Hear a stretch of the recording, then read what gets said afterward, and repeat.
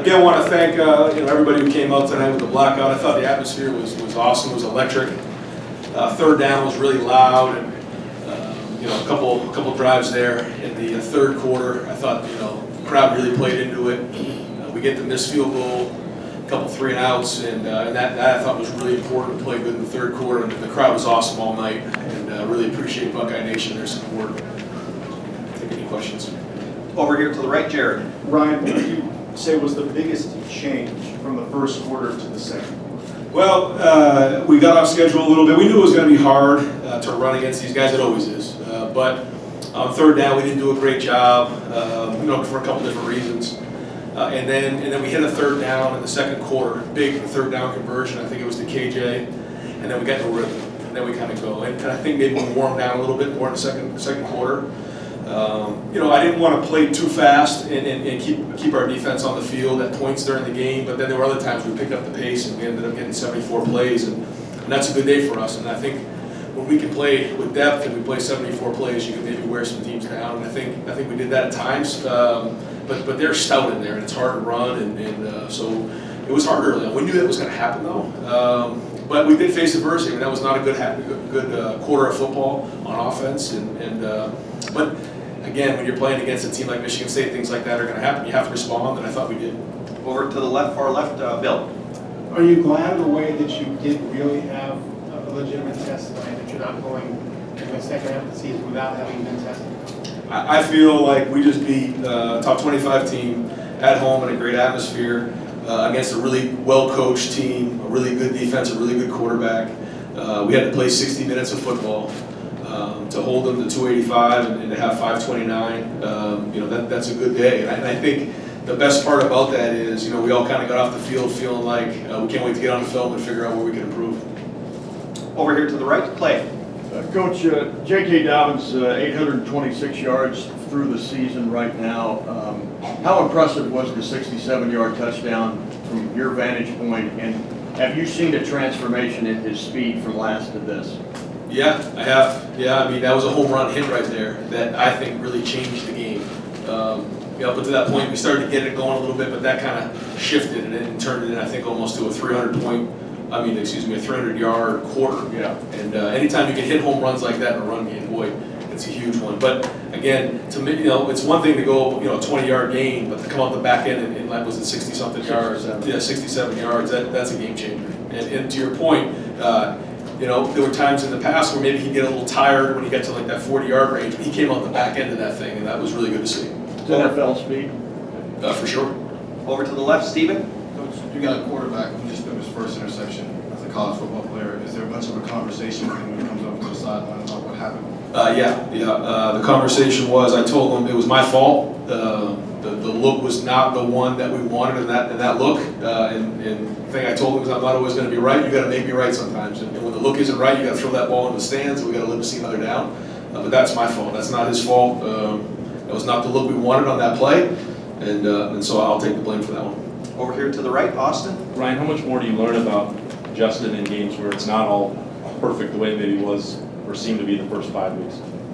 That's what I've been really looking forward to see how he was going to respond, because early on there was some mistakes made. That was not a good quarter of football, but that was good. It was hard, kind of guys digging at each other, grinding, and kind of yelling at each other, and said we got to figure this thing out, and then we did. And that was one of those boxes you check off. Over to the left, Doug. Right, before the season, you had kind of talked about this 6-game chunk before the first 5, and it almost felt like you maybe thought it was a learning experience before you guys could sort of reset. You're 6-0, the way you're playing. How's it going? Well, I think that the chemistry of the team is very good. I think the leadership is strong. I think that we're playing tough. I think that we can learn a ton from this game, though. And I think that this is a perfect opportunity to sit back and look at these 6 games, evaluate where we've gone, where we are, and where we're headed.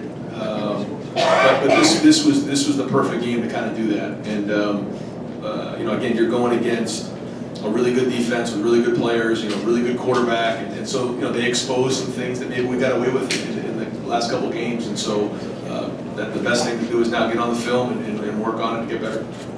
Over here to the right, Tim. Yeah, Ryan, a couple of quickies. Number one, what is it specifically they were getting done up front defensively that gave y'all problems? And number two, how satisfying is it at this point to have almost an answer for anything a team brings at you from a big play standpoint if you follow my drift? Well, they do a lot of things. They always have, when I say always, I mean, the majority of the time they have an extra guy in the box. Whether you're playing 11 personnel, 12 personnel, they always have another guy. That's why they've been so good at run defense over the years. It's very hard to run the ball against them. And you got to wear them down. You have to wear them down. And you got to cover them up. The running backs have to turn 4-yard runs into 6. And then eventually over time, if you can start to run on them, you can maybe start to crack some. And that's kind of what happened. But the key to that is some of those play action passes. Those kind of got us going a little bit. The big one to Ben was huge. And I think that's some of those ones that we hit on the outside, as we were going with tempo, I thought really helped us get into a rhythm. Again, I thought we responded well, made some adjustments, and went from there. Far left, Ari? Hey Ryan, Damon Arnett didn't play in the second half. Do you have an update on what happened with him? No, the staff, kind of got him out of there, and so he's going to be fine, but they're going to evaluate him tonight. Also, with the way that Justin came out, it kind of seems like it was a little bit easy for him at times this year with his talent level. Coming out for the first 2 drives and, maybe sensing that first bit of, oh no, of his young career, how did he handle that? Have you guys been preparing for that moment? And what was your, thought process for the way that he handled that? Yeah, I mean, those drives weren't good. We didn't do a good job on third down, and it wasn't just Justin. It was everybody up front. And, some guys on the perimeter not doing a great job, and we were kind of just moping around a little bit early on. And but as the leader of the offense, you're in charge, so you're ultimately responsible for it, and we got to get it right. And the same thing with me, or the coaches. We're going to take ownership of this too and figure the problems out. But that's what playing against a team like Michigan State in the Big Ten, a conference game like this, is. It's just hard. It's a grind. It's gritty, and it was great to see the guys respond, especially in the second quarter. Folks, we're going to only have time for a couple more because I've got players out here and I don't want to lose them. Front row right here, Nathan.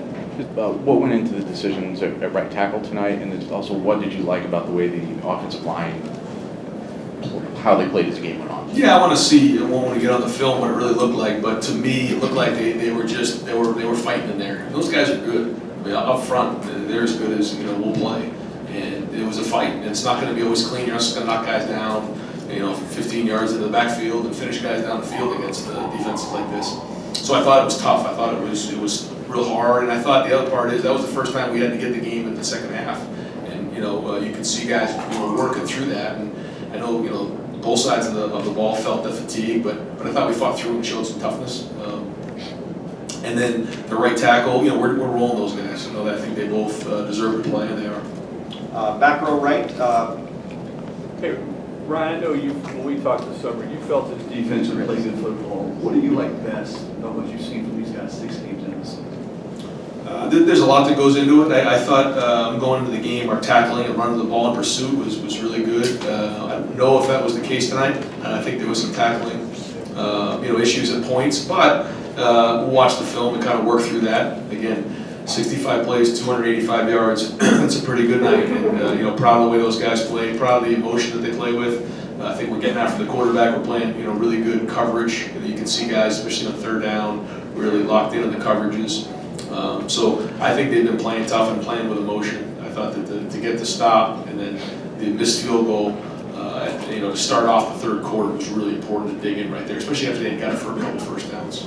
That was Chris with that question. We're going to go Bill, Rob, and then Tony. Then we're going to end. Go ahead, Bill. Ryan, we've seen in the past here, and in other places too, these type of quarterbacks, that if the offense is slow going or things aren't going great, if you start running the quarterback a little bit, things might loosen up some. How much are you still having the conversation in your head about how much you want to expose Justin in designed quarterback runs?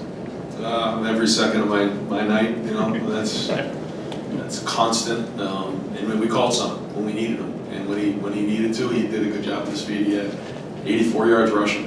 I mean, those were big yards, and the impact that he can have is huge. As you can see, that kind of kept us going when it was tough sledding in there. And he's a competitive guy. He made a lot of plays, and hats off to him and his toughness. Get a little shoulder in there, and the goal line run. That was a hard run. There wasn't much there, and give him a lot of credit. Front row left, Rob. Yeah, every game's a chess match. Nebraska ran the wishbone. You get a wrinkle every time. Did Michigan State do anything different that you guys had to adjust to? Seems like every team does that. No, they're running the same defense they have. I mean, they were blitzing, more than maybe they had coming into the game, but it wasn't anything that we hadn't seen before. 6 games in, how are you adjusting? We talk about the players. How do you feel about the play calling, where you have kind of evolved here? Hard to say. It's not just me. It's the whole staff and the whole offense. I think we're all in this journey together, trying to figure this out. And I think our in-game adjustments and communication has really been pretty solid this year. And Stud and Kevin talking about the run game, and then Mike, and I kind of in Harline talking about the pass game, what we like in between series, and they're doing a great job because I'll click over and get over the defense a little bit to make sure I'm in tune with what's going on there and special teams, and then I'll click over and get some real good feedback on what they like coming in to the next series, and that's really important. It helps me as I'm going back and forth. You just feel a lot more comfortable than you did game 1? Yeah, do. And final questions, back row left, Tony. Ryan, you've been preaching toughness since you took over. This is a tough game. I'm just wondering your assessment of that area immediately after the game. I thought, to beat a team like this, you have to play tough, and we talked about going into the game, and I thought we did. And to finish off these 6 games tough, we gave the game ball to Coach Mick, because he's the guy that this whole thing is built upon. He's the backbone, and he's the blood that runs through this whole program. And to say we're tough, it's because of him and his strength staff and all the work that they put in with these guys. And then our coaching staff obviously getting on the field and doing the same thing in the meeting room, and it's everybody involved, and we're all into this thing, and I think they're taking a lot of pride in being tough. Coach, thank you very much.